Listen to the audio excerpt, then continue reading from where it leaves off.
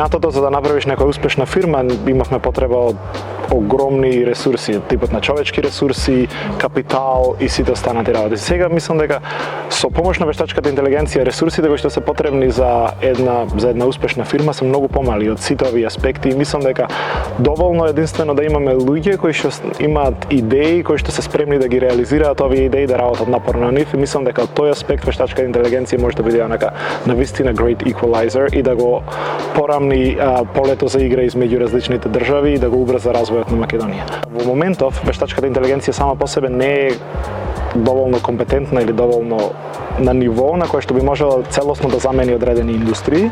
Во овој момент јас повеќе гледам на вештачката интелигенција како начин да го аугментира, да ја подобри работата на вработените во одредени индустрии.